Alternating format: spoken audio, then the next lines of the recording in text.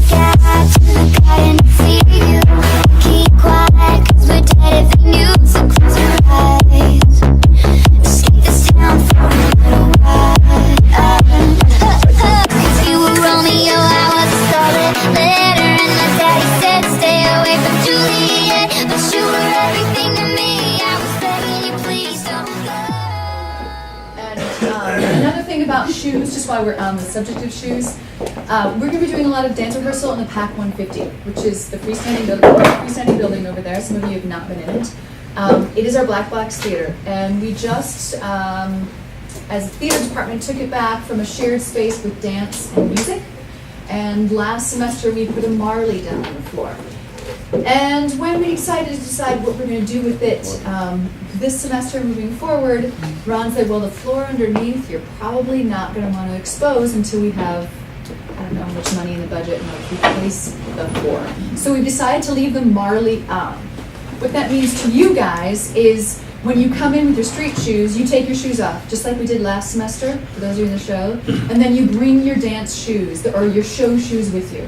And it's because when you have a shoe like this that has tread, and I can see it already, there's little bits of gravel that get caught in the tread, and then that cuts into the marley. And before we know it, we have a ruined floor, and we don't have any budget to replace it. So that's what I'm gonna ask you guys to do. So consider stowing them in your car, always. Consider getting the locker. Always in your bag something. You're gonna have to carry a pair of shoes with you that you'll rehearse in when we do dance work at Pack 150 and staging and all that. Pretty much all rehearsals will be in there as far as staging. So, I know it's just an added step, but I don't got the money to replace it. So we need to take care of it, take care of our space. There's a lot of business to talk about. Mostly I wanted to discuss how Montana's role as stage manager is going to function. And this is a change in what we've done here in the past. I really am going to, we are going to try to implement a more standardized use of a stage manager that you would encounter in the professional world. Because all of you are going to be going there someday. Yeah? Thanks. Yes. So what that means is she is the one that you contact about scheduling problems. Or, you know, you've got a flat tire, you call Montana. I'm hoping there won't be any more tremendous conflicts, because everyone, when you came to the audition, I asked if anyone's gotten tremendous conflicts, and the room was silent, and I heard crickets, so that means there isn't, right? Yes. Right. So if what we'll do in just a moment is you're going to take a moment, if you have any ones, and Sam, you are one of them, that you've already done this. If there are a ton of them, guys, my head is going to pop off. It really is. We cannot operate as we have done before. This is why we have not double cast. This, you know, if you guys are going to own your roles, you need to be here for the entire rehearsal process. So, oh my gosh, you know, I'm sorry, but they called me into work, or I'm sorry, you know, that sort of thing. This time is the time for the play. Tuesday, Thursday, Friday afternoons, and then we move into tech. It's because all of you guys pretty much will be on stage the entire play. Yes, we're gonna work really hard to pull out. You already started this, Mark and Montana, to pull out and do breakout rehearsal with divisions. We're working really hard to see how much we can accomplish that way. In turn, I need you to be ready for when we need to plug you back in. So we are going to do, as an example, we're going to work on the Moorish dance next week. We're going to work on the people who are in that, which is Sancho and Cervantes and Alejandra and Brianna and Olivia, and then whomever this Moorish guy is that we're going to cast. We're going to work on that, but eventually everyone will be on stage for that scene. So we're going to do our best to make sure that your time is used wisely and you're not just sort of hanging out watching. In turn, please do this with respect and try to clear your schedule as much as possible. So with that in mind, Montana is your point of contact. Don't come to Mark, don't come to me, don't come, oh Mary Ellen, by the way, did you just tell Tracy that I'm not going to be here for No. Cannot do that anymore. It's just too difficult for us to keep all of the schedules juggling. So Montana is your person who will, and this will allow us to schedule breakouts, to actually just call this group or this scene or this number.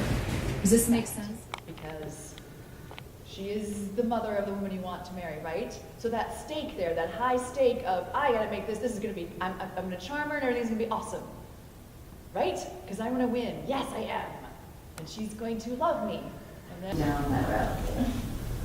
So I think it's the realism of now, 2015, is I don't necessarily believe that even a bunch of prisoners would say to this one character because she's playing slut, right? Or opera man guy, whatever then you have some of that too. That you're fully into this. You drink the Kool-Aid too. It's awesome. Yes.